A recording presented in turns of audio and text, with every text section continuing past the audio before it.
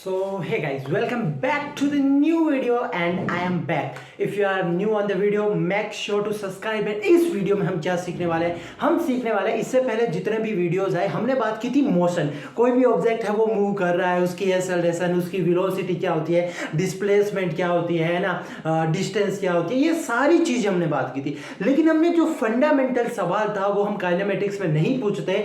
आज हम डायनेमिक्स शुरू करेंगे। तो यहाँ पे हम सीखेंगे कि मोशन, बट व्हाई? कोई ऑब्जेक्ट अगर मूव कर रहा है तो मूव क्यों कर रहा है, अगर मूव कर रहा है तो क्यों कर रहा है, अगर है ना, तो मोशन क्यों होता है, उसके पीछे की रीजन क्या है, हम बात करेंगे डायनामिक्स में सॉरी, ठीक है। तो हम सीखेंगे। एंड आज का मेन मुद्दा क्या है? तो आज का मेन मुद्दा है न्यूटन्स फर्स्ट लॉ, ठीक है, Newton's first law, Newton's second law, Newton's second law and Newton's third law, जो बेसिक है। अब इस वीडियो को कौन कौन देख सकता है? सारे देख सकते हैं जो 9th 10th, जिनका बेसिक इतना मजबूत नहीं है, एंड ऑब्वियस बात है 11th वाले तो देख ही सकते हैं। तो हम न्यूटन्स के बेसिक्स मोशन की बात करेंगे कि भाई न्यूटन ने मोशन क्यों होता है, उसको क्या डिफाइन किया था, न्यूटन का फर्स्ट लॉ क्या था, बेसिक से न्यूटन के लॉ कब वैलिड होते हैं, कब वैलिड नहीं होते, non inertial frame of reference क्या होता है, इनर्शियल फ्रेम ऑफ रेफरेंस क्या होता है,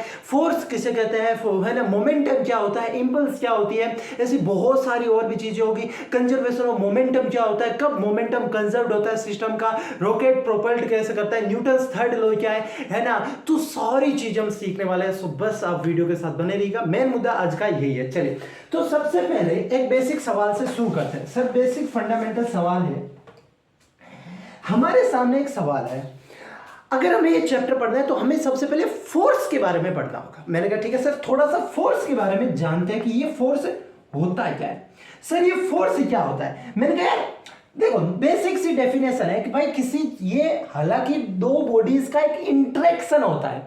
फोर्स को आप ऐसे डिफाइन कर सकते हो, भाई दो बॉडीज का कोई एक इंटरेक्शन है, उसकी वजह से फोर्स लगता है। अगर ऐसे समझ नहीं आता तो बेसिक सा चीज समझो कि भाई किसी चीज को पुल करना या पुश करना। जैसे ये ऑब्जेक्ट है, हाँ सर, अब इस ऑब्जेक्ट को मैं क्या कर रहा हूं, पुश कर रहा हूं, है ना, मैं इसको पुश कर रहा हूं, इस हाथ से भी और इस हाथ से भी, तो मैं फोर्स एक्सर्ट कर रहा हूं। तो किसी चीज को पुश करना या किसी चीज को पुल करना, दैट इज फोर्स, ठीक है, दैट इज फोर्स। सर ये, हाँ सर जी, तो हमने कहा कि भाई फोर्स होता है पुलिंग और पुशिंग, भाई किसी चीज को पुश करना या पुल करना। सर जैसे मैंने कहा कि भाई यहाँ पे एक ऑब्जेक्ट था, अब मैं मान के चलूंगा कि भाई यूनिवर्स में, ठीक है, मैं कहाँ पे हूँ, मैं एक स्पेस में हूँ जहाँ पे ग्रेविटी नहीं है। ग्रेविटी क्या होती है हम पढ़ेंगे, लेकिन जहाँ पे कुछ नहीं है, मैं यहाँ पे खड़ा था, मैंने कहा, और मैंने क्या किया, इस ऑब्जेक्ट ये रुका हुआ था, मेरा मन किया ना ये ऑब्जेक्ट रुका हुआ कैसे हो सकता है, मेरा मन किया इसको लात मारने का, और मैंने यहां से क्या किया, फुटबॉल मान लो, और मैंने इसको क्या मार दी, लात। तो लात मारी, तो लात मारना मतलब आपने एक फोर्स एक्सर्ट किया जिसकी वजह से ये मूव करना शुरू होगा। डेली लाइफ में यही तो होता है कि बॉल रखी हुई थी, आप चलते चलते ना ऐसे, तो वो आप फोर्स एक्सर्ट कर रहे हो। अब ठीक है, फोर्स क्या है? सर फोर्स एक प्रकार की वेक्टर फिजिकल क्वांटिटी है। हाँ सर, एक वेक्टर फिजिकल क्वांटिटी है। वेक्टर के लिए हमें क्या चाहिए सर, इसकी डायरेक्शन। हाँ, मतलब अगर मैं इसको पुश कर रहा हूं तो मैंने ये ऐसे दर्शाया, तो ये फोर्स की डायरेक्शन है।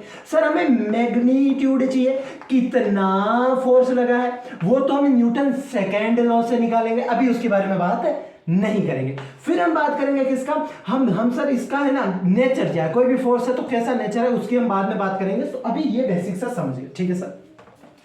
अब हमारा एक फंडामेंटल सवाल है, अब चाहे वो न्यूटन का फर्स्ट लॉ या न्यूटन का सेकेंड लॉ या न्यूटन का थर्ड लॉ, अब जो मिसकंसेप्शन बच्चों के माइंड में आ जाता है वो मिसकंसेप्शन क्या है कि भाई किसी ऑब्जेक्ट को मूविंग में रखने के लिए, मान लो कोई ऑब्जेक्ट है, ठीक है, उसको मूव, है ना, लगातार वो मोशन में रहे, तो उसके लिए हमें फोर्स की जरूरत होती है। ये डेली लाइफ में मिसकंसेप्शन आ जाता है, एंड आ भी जाता है रियली। कैसे सर? जैसे मान लो मैंने क्या किया, मैंने यहाँ पे ये जमीन है, मैंने कहा यहाँ पे मैंने क्या किया कि सर एक बॉल थी, मैंने कहा, और बॉल को मैंने क्या किया, ऐसे पुश करके ऐसे धकेल दिया, तो बॉल आगे जाएगी आगे जाएगी आगे जाएगी, यहाँ पे रुक जाती है। डेली लाइफ में यही होता है। हाँ सर यही होता है।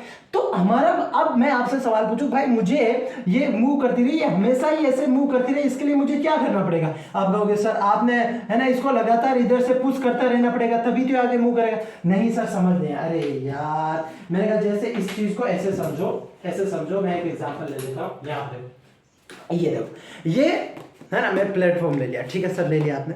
अब मैंने क्या किया, यहाँ पे इसको रख दिया, ठीक है सर। अब मैंने क्या किया, इसको फोर्स एग्जर्ट किया, मैंने क्या किया, ये रुक गया, मैंने देखो इसको फोर्स लगाया, थोड़ा सा डिस्प्लेस हुआ आगे की तरफ एंड रुक गया। सर जी हाँ दिख रहा है आपको, इसको मैं ऐसे ले लेता हूँ थोड़े से टाइम के लिए, इसको इसी से समझा देता हूँ। मैंने कहा, मैंने इसको आगे किया, सर ये तो रुको यार, ये सही से समझ में आ जाए ऐसा कुछ हो, हाँ यही रखते थे। मैंने कहा इसको रखा, मैंने कहा अब मैंने क्या किया, इसको पुश किया, थोड़ी देर बाद आगे जाके रुक गया।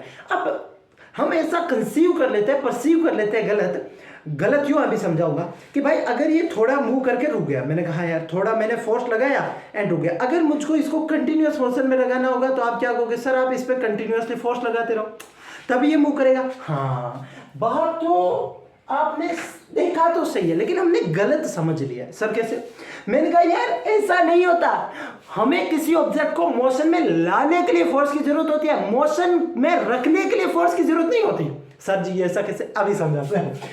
अब ये क्यों होता है ये भी मैं समझाऊंगा, अभी थोड़े टाइम बाद आने दो। मैंने कहा हुआ क्या कि भाई एक स्पेस में जहां पे ग्रेविटी फ्री स्पेस है, कोई ग्रेविटी वगैरह वगैरह नाम नहीं है, कोई किसी को पुल नहीं करा, मैं एक एंड बॉल है, ठीक है। मैंने क्या किया, मेरा मन किया, मैंने इसको ऐसे है ना फुटबॉल थी, मैंने लात मार के मार दिया। अब मैंने लात मारी, इनिशियली ये रुकी हुई थी, मैंने लात मारी एंड ये मूव करने लगी वी वेलोसिटी से। अब ये हमेशा के लिए ही वी वेलोसिटी से ही मूव करेगी जब तक कोई किसी और ऑब्जेक्ट से टकरा ना जाए, कोई और एक्सटर्नल फोर्स ना लग जाए। ऐसे होता ही है, मतलब इसी को बोलते तो इनर्शिया, यहीं से टर्म आती है इनर्शिया, मतलब ये ऑब्जेक्ट हमेशा से इसी से, तो फोर्स, हमें फोर्स की क्यों जरूरत होती है, फोर्स की जरूरत नहीं होती है ना, मोशन में लाने के लिए फोर्स की जरूरत है। कोई ऑब्जेक्ट को मोशन यहाँ पे रुका हुआ है, उसको है ना उसको है ना उसको कुछ वेलोसिटी मोशन में लाने के लिए या मोशन को रोकने के लिए, ये चल रहा है और यहाँ पे मैंने इसको रोकना चाहता हूं तो मुझे ऐसे रोकना पड़ेगा। तो मोशन को चेंज करने के लिए या मोशन की स्टेट को चेंज करने के लिए हमें फोर्स की जरूरत है, लेकिन मोशन में किसी ऑब्जेक्ट को मोशन में रखने के लिए फोर्स की जरूरत नहीं होती, ये समझ रहे हो। तो मैंने यहाँ पे इस बॉल को अगर इस v वेलोसिटी से आगे धकेल दिया, मैंने कहा ऐसे फोर्स लगा के v वेलोसिटी आ गई, तो ये v वेलोसिटी से ही मूव करती रहेगी आगे हमेशा ही, ऐसे जब तक मान लो ऐसा यूनिवर्स बना और कुछ नहीं है, कोई चीज नहीं है, तो ये हमेशा हमें इनफाइनाइट हमें समय के लिए इसी स्ट्रेट लाइन में ऐसे मूव करती रहेगी। सर ऐसा तो होता ही नहीं है। मैंने कहा कैसे है, सर जी आप ऐसा मानो। मैंने कहा क्या, आपने एक बॉल ली, मैंने कहा अब देखो ना सर जी, मैंने कहा क्या, अब हुआ क्या कि सर अगर आप ऐसा कह रहे हो तो मैंने इसको ऐसे रखा, मैंने कहा मैंने फोर्स लगाया तो ये रुक क्यों गया।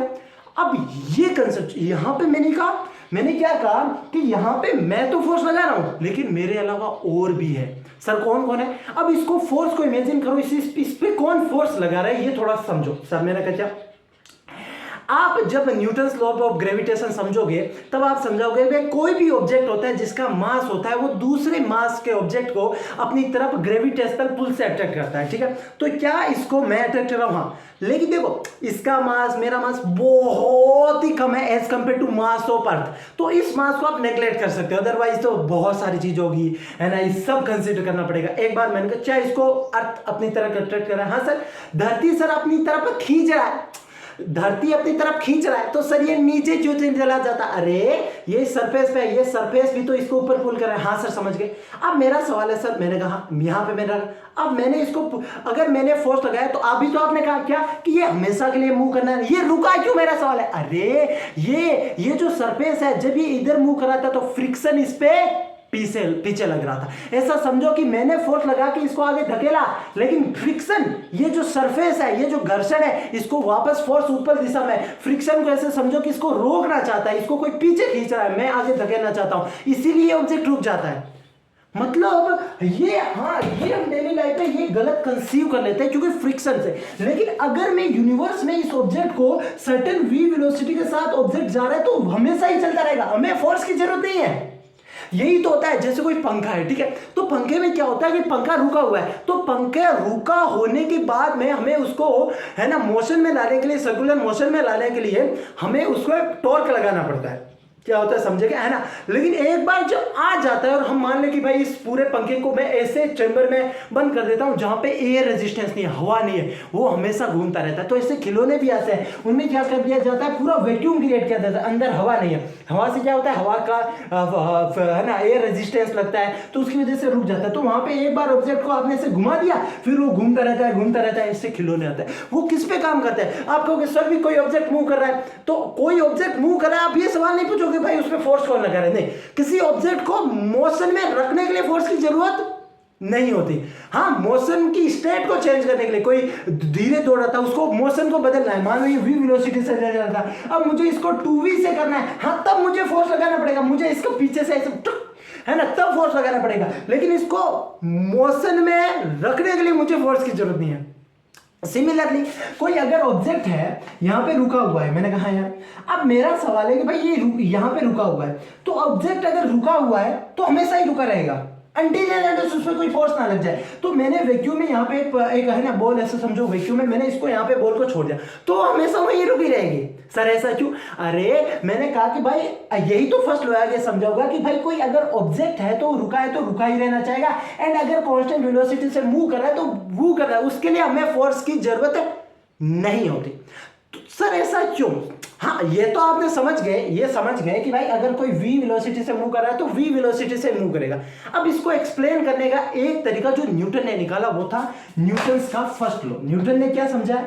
न्यूटन ने अपना पहला नियम दिया, मैंने कहा क्या दिया कि सर न्यूटन ने अपना फर्स्ट लॉ दिया। न्यूटन ने इसी चीज को समझाया कि उन्होंने एक और क्वांटिटी को डिफाइन कर दिया, हालांकि वो कोई फिजिकल क्वांटिटी नहीं है, इट इज वो प्रॉपर्टी है, फिजिकल क्वांटिटी नहीं है। उन्होंने कहा it is due to inertia.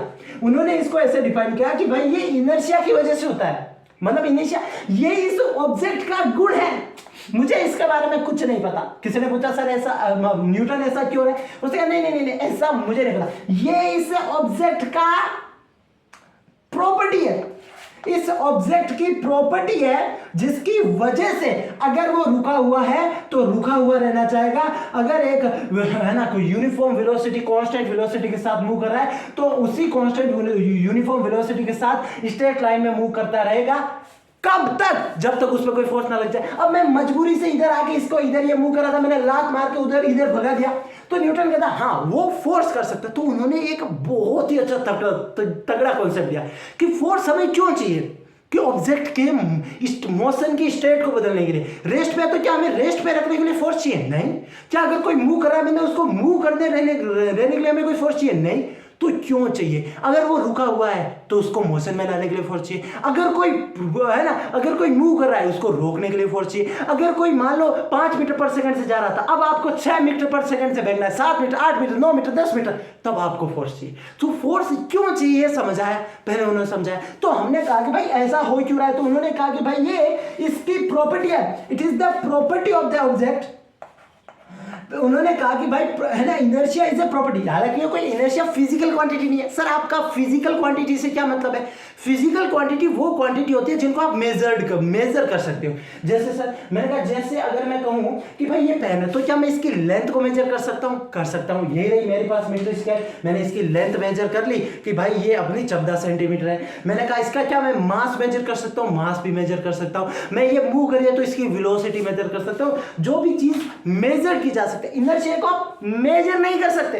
भाई इसके पास कितनी प्रॉपर्टी है कि आगे मूव करना रहेगा, उसको नहीं। हाँ लेकिन किताबों में अब सवाल मेरा है, अब जो किताबों में उससे बियॉन्ड जाते हैं। सर क्यों? अब सर फंडामेंटली ये सवाल पूछते हैं कि क्या कि ये आगे मूव क्यों करना, ये v से ही मूव क्यों करेगा? ये तो न्यूटन ने समझा दिया कि भाई ये प्रॉपर्टी है बॉडी की कि वो रुकी हुई है तो रुकी हुई रहनी चाहिए, अगर कांस्टेंट वेलोसिटी से मूव करे तो कांस्टेंट वेलोसिटी से मूव करती रहेगी जब तक उस पर कोई एक्सटर्नल फोर्स ना लगे। अब जो मैंने एक तरीका निकाला है वो है law of conservation of momentum. ये अगर सर मोमेंटम क्या होता है, हाँ ये समझाने के लिए मैं आपसे पहले समझाता हूं मोमेंटम। पहले आप मोमेंटम समझ जाओगे तो खेला खत्म। मोमेंटम को P से लिखा जाता है। पहली बात सर ये मोमेंटम होता क्यों है? मैंने कहा ये होता है मास इंटू वेलोसिटी। अरे सर आप एक भूल गए। मैंने कहा क्या? ये तो फिजिकली या मैथमेटिकली, लेकिन मुझे फिजिकली समझाओ कि मोमेंटम है क्या। जैसे आपने समझाया था वेलोसिटी क्या है, कि बंदा किस रेट से भाग रहा है, मतलब यही तो था, स्पीड किस रेट से भाग रहा है, वेलोसिटी किस रेट से भाग रहा है, किधर भाग रहा है, समझे। तो तब आप समझाओ कि सर मोमेंटम की क्या जरूरत पड़ी। यहां पे समझिएगा, मोमेंटम है, ये मोमेंटम है quantity of motion with in any object. Sir मतलब क्या है, देखो मोशन को कैसे डिफाइन करें। कोई ऑब्जेक्ट मूव कर रहा है और कोई दूसरा ऑब्जेक्ट मूव कर रहा है, किसमें ज्यादा मोशन है हम कैसे बताएंगे। सर ये तो बहुत इजी चीज है। कोई मान लो फास्ट भाग रहा है, कोई धीरे भाग रहा है, टुक टुक टुक, तो हम कहेंगे भाई पहले वाले के पास मोशन ज्यादा है। नहीं। अब एक सिनेरियो सोचो, जैसे मैं कहूं कि आप आंख बंद कर लो, मैंने क्या कर ली। अब मैं आपको कहूं कि भाई आपकी तरफ कोई 60 मीटर पर सेकेंड से कोई ऑब्जेक्ट आ रहा है, जस्ट आपको हिट करने वाला है, क्या आप डरोगे? हाँ सर जी 60 मीटर पर सेकेंड से आ रहा है, बहुत तेजी से आ रहा है, लेकिन ये उसकी वेलोसिटी है, स्पीड है, ये मोशन नहीं है। अब मैं कहूं कि जो आपकी तरफ आ रहा है वो मच्छर है, तो आप कहोगे सर क्या है, मुझसे टकरा जाएगा, मेरा क्या फर्क पड़ने वाला है। बात तो सही है। अगर मैं कहूं बहुत बड़ा, इतना बड़ा, सॉरी मच्छर कहा कि पत्थर कहा, मच्छर है ना, सॉरी मच्छर है, तो मेरा कुछ भी, मैंने कहा पत्थर है बहुत बड़ा, अब और आप डर जाओ।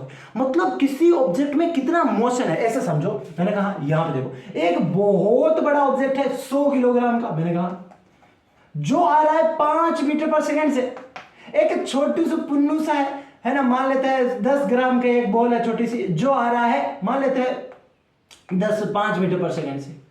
अब मुझे बताओ, आप सोच के देखो किसमें मोशन ज्यादा है। सर मोशन को कैसे समझे, अगर ऐसे ट्राई करो कि मुझे इसको रोकना है, तो मुझे सर 100 किलोग्राम का है, ओ मुझे रोकने के लिए बहुत फोर्स की जरूरत है। फोर्स की क्यों जरूरत है बहुत ज्यादा, भाई ये तो कंसेप्चुअली समझा। इसको रोकने के लिए मुझे बहुत फोर्स लगाना पड़ेगा। ज्यादा फोर्स क्यों लगाना पड़ेगा, अभी अभी समझाया था। फोर्स किसके लिए चाहिए, मोशन को चेंज करने के लिए। मतलब इस ऑब्जेक्ट को रोकने के लिए इसके कंपैरिजन मुझे ज्यादा फोर्स चाहिए। फोर्स क्यों चाहिए होता है, मोशन को चेंज करने के लिए, है ना, ऑब्जेक्ट के स्टेट ऑफ मोशन को चेंज करने के लिए। मतलब इसके पास मोशन ज्यादा है, क्योंकि इसके मोशन को चेंज करने के लिए, रेस्ट में लाने के लिए मुझे ज्यादा फोर्स लग रहा है, मतलब इसमें मोशन ज्यादा है।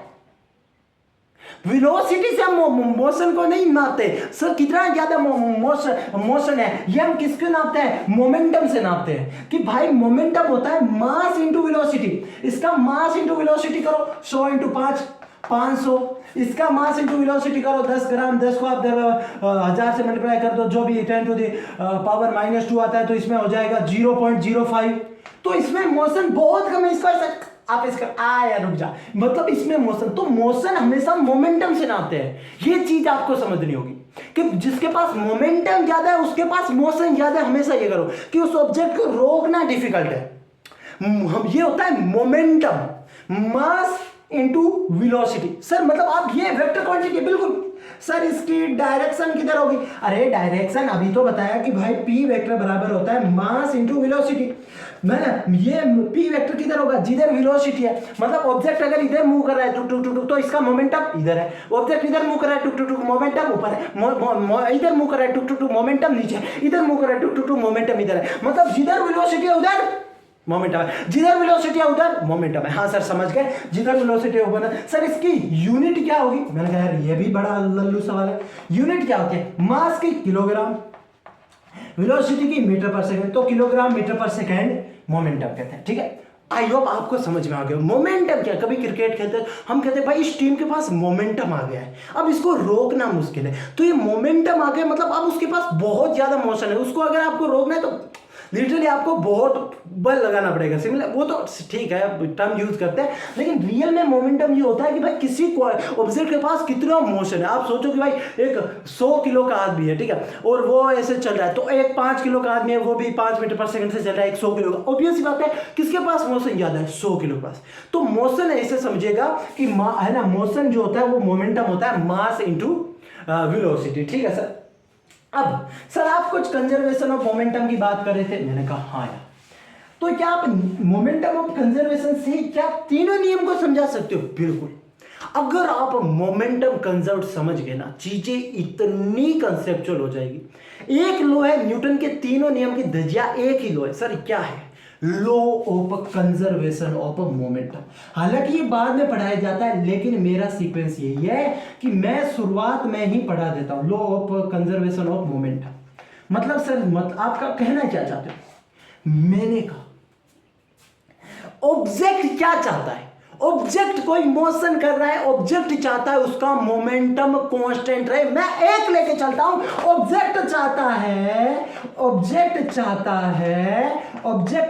है कि उसका मोमेंटम कांस्टेंट है। ये law of conservation of momentum नहीं है, ये बता देता हूं, ये मैं बता देता हूं बाद में, पहले समझा देता हूं। भाई मोमेंटम, ऑब्जेक्ट क्या चाहता है कि सर उसका मोमेंटम कांस्टेंट रहे। अगर आप इस फंडामेंटल चीज को आप लेके चलो तो सारी चीजें कितनी इजी हो जाएगी। मैंने कहा कैसे सर? मैंने कहा देखो, अब तो आप क्या नहीं समझा पा रहे थे? क्या नहीं सर? मान लो मैंने ये v वेलोसिटी से चल रहा है, तो न्यूटन के फर्स्ट नियम ने कहा था कि भाई ये इनर्शिया की वजह से हमेशा से ही यूनिफॉर्म कांस्टेंट वेलोसिटी के साथ स्ट्रेट लाइन पाथ में मूव करता रहेगा जब तक उस पर कोई नेट एक्सटर्नल फोर्स ना लगे। हमने पूछा क्यों? उसने कहा ड्यू टू इनर्शिया, इसकी प्रॉपर्टी है, ये मूव कर रहा है, ये मूव ही करता रहना चाहेगा। अब इस चीज को ऐसे समझो कि अगर मैंने कहा कोई ऑब्जेक्ट क्या चाहता है, उसका मोमेंटम कांस्टेंट है। अगर ये v वेलोसिटी से मूव कर रहा है तो इसका मोमेंटम, मान लो इसका मास m v वेक्टर हो जाएगा। हाँ सर ये हो जाएगा, है ना, ये हो जाएगा इसका मोमेंटम। हाँ सर, अब सोचो ये मोमेंटम कैसे चेंज हो सकता है? सर मास चेंज हो जाए। सर अभी ये मास तो कांस्टेंट, मास इतना ही है, कुछ ऐसा नहीं है चलते चलते कुछ है ना टूट रहा है, वैसा नहीं है। सर एक अगर मैं इसकी बंदे की वेलोसिटी चेंज हो जाए तो इसका मोमेंटम चेंज हो जाएगा। तो मैंने कहा बॉडी चाहती है कि उसका मोमेंटम कांस्टेंट रहे, तो उसकी वेलोसिटी भी कांस्टेंट है। वेलोसिटी वेक्टर क्वांटिटी है। कोई ऑब्जेक्ट इधर मूव कर रहा है, इधर मूव करता अगर इधर मूव करने लग गया तो उसकी वेलोसिटी बदल गई। क्योंकि इनिशियल वेलोसिटी वेक्टर इधर था, फाइनल वेलोसिटी वेक्टर इधर हो गई। तो कोई भी ऑब्जेक्ट चाहता है मोमेंटम कांस्टेंट रहे तो वो अपनी बंदे की वेलोसिटी कांस्टेंट रहनी चाहिए। अगर ये ऑब्जेक्ट चाहता है मेरा मोमेंटम कांस्टेंट है तो इसको इसी डायरेक्शन में इसी वेलोसिटी के साथ मूव करता रहना ही चाहिए। सर ये तो चाहत है, लेकिन ये चाहत पूरी नहीं होगी। कैसे? क्योंकि अगर इस ऑब्जेक्ट पे फोर्स लग गया तो मोमेंटम तो चेंज हो जाएगा। होता भी है, ये तो चाहता इधर जाए, मैं इधर से आऊं और मैंने फोर्स लगा दूं इधर हाथ से और ये इधर मूव करने लग जाएगा। हाँ सर, ये न्यूटन का पहला नियम समझ में आ गया कि अगर मोमेंटम कांस्टेंट है तो आप कहना चाहते हो भाई इसकी टेंडेंसी है कि वेलोसिटी है ना, मोमेंटम कांस्टेंट है तो ये कांस्टेंट इसी डायरेक्शन में मूव करे। और मान लो रुका हुआ है, मैं कहूं इसका मोमेंटम आपको होगा 0, तो ये क्या चाहता है? मोमेंटम इतना ही तो रुका हुआ है। तो मैं पूछूंगा क्यों रुका हुआ है? वो बोलेगा नहीं नहीं मेरा इनर्शिया। अब न्यूटन ऐसे भी समझा सकते हो, भाई ये इनर्शिया है, ये रुका हुआ है तो भाई फोर्स नहीं लगा तो रुका हुआ ही रहना चाहेगा। मैंने कहा इसको ऐसे भी तो समझा सकते हो, भाई ये बॉडी चाहते हैं कि ये अपना मोमेंटम कांस्टेंट रखे। सर मोमेंटम 0 है तो ये बोलेंगे ना ना हम मोमेंटम 0 ही रखेंगे। अगर ये तो न्यूटन का पहला नियम है, अगर हमें मोमेंटम चेंज करना है तो न्यूटन का सेकंड नियम, न्यूटन का सेकंड नियम कहा था कि मोमेंटम को चेंज करने के लिए आपको क्या चाहिए? सर फोर्स चाहिए। अब उन्होंने तकड़ा लगाया, उन्होंने कहा कि the rate of change in force is the rate of change in momentum is directly proportional to the force. मतलब सर इसको समझाए कि भाई मोमेंटम है, मैंने कहा मोमेंटम को चेंज करने के लिए फोर्स चाहिए। अब सवाल ये था कि भाई कोई रिलेशन होगा, इतना मोमेंटम चेंज करना है तो इतना फोर्स चाहिए होगा, कुछ तो रिलेशन होगा। न्यूटन ने कहा कि न्यूटन ने ये रिलेशन दिया कि F बराबर होता है dp/dt। सर इसका मतलब क्या है? dp/dt के चक्कर में मत पढ़ो, अभी मैं इसको ऐसे लिख देता हूं, बाद में समझा दूंगा dp/dt क्या है। ठीक है यार, थोड़ा शुरुआत में समझने के लिए लिख दो, ठीक है। उन्होंने कहा कि भाई मोमेंटम चेंज होगा, हाँ उसके लिए फोर्स की जरूरत है। हाँ। तो उन्होंने कहा कि भाई जिस रोएट से मोमेंटम चेंज होगा उतने फोर्स की जरूरत है। सर नहीं समझ आया। मैंने कहा ऐसे कि मान लो ऑब्जेक्ट रुका हुआ है, मान लो ऑब्जेक्ट रुका हुआ है। सर जी मान लो ऑब्जेक्ट रुका हुआ है, मैंने कहा सर जी इनिशियल मोमेंटम, आप कहोगे सर 0। मैंने कहा ऑब्जेक्ट 2 सेकंड बाद मैंने देखा ये इधर मूव कर रहा था, मैंने इधर लात मारी, इधर ऐसे लात मारी, ये बॉल थी, फुटबॉल थी, पहले रुकी हुई थी, अब ये मूव कर रही है 20 मीटर पर सेकंड से। मैंने कहा हाँ सर जी। मान लेता है इसका मास 1 किलोग्राम है। सर ये बॉल है कि फुटबॉल है? मैंने कहा हाँ। सर फाइनल मोमेंटम कितना होगा? सर फाइनल मोमेंटम होगा इसका मास ये हो जाएगा 20, इधर डायरेक्शन आई कैप, मतलब ये। और सर कितने सेकंड में चेंज हुआ? मान लो t = 0 पे मैंने मारा और t = 2 सेकंड तक मैंने, 2 सेकंड तो बहुत ज्यादा हो गया, 1 सेकंड तक मैंने लात मारी, 1 सेकंड तक मेरा और इसके बॉल का कॉन्टेक्ट रहा, मतलब 1 सेकंड तक। मैंने कहा final momentum sir ji 20, initial momentum 0 divided by ये हो गया चेंज इन मोमेंटम, टाइम कितना लगा 1 सेकंड, जो फोर्स लगेगा वो लगेगा 20 न्यूटन का। मतलब देखो momentum change is not equal to force, लेकिन जो किस रेट से चेंज हो रहा है, मान लो पहले रुका हुआ था, आपको तुरंत इसको, आप समझो इसको तो रुका हुआ था, 1 किलोग्राम की बॉडी थी, आपको तुरंत इसको 10 मीटर पर सेकंड की वेलोसिटी देनी है, 1 सेकंड में देनी है, तो आपको फोर्स ज्यादा लगाना पड़ेगा। आपको मान लो 5 सेकंड में इसको वेलोसिटी देनी है तो फोर्स कम लगाना पड़ेगा, क्योंकि मोमेंटम धीरे धीरे चेंज होगा। रुका हुआ था, फिर शुरुआत में मोमेंटम 0, फिर मोमेंटम 1, फिर मोमेंटम 2, फिर 3, फिर 4, फिर 5, फिर 6, फिर 7, तो धीरे धीरे हो रहा है तो फोर्स हमें कम लगाना पड़ेगा। ऐसा हुआ मोमेंटम 0, 1 2 3 4 5, तो फोर्स बहुत लगाना, यही तो होता है सर जी। इसका तो मतलब जिस रेट से चेंज होगा मोमेंटम वो फोर्स है। हाँ मतलब मान लेते हैं शुरुआत में 0 था, 1 सेकंड में 20 हो गया, बहुत ज्यादा फोर्स, 20 न्यूटन का, 1 किलोग्राम की बॉडी है तो 20 न्यूटन का फोर्स लगाना पड़ेगा। सर शुरुआत में 0 था, 20 सेकंड में 20 हुआ है तो 1 न्यूटन का फोर्स लगाना पड़ेगा। मतलब सर किस रेट से चेंज हो रहा है मोमेंटम, इस पे फोर्स डिपेंड करता है। तो ये सर इसको थोड़ा और फील करो। मैंने कहा अभी रुको, रियल लाइफ का एग्जांपल होगा, धज्जियां उड़ जाएगी। मैंने कहा कैसे, ऐसे समझिएगा, समझिए।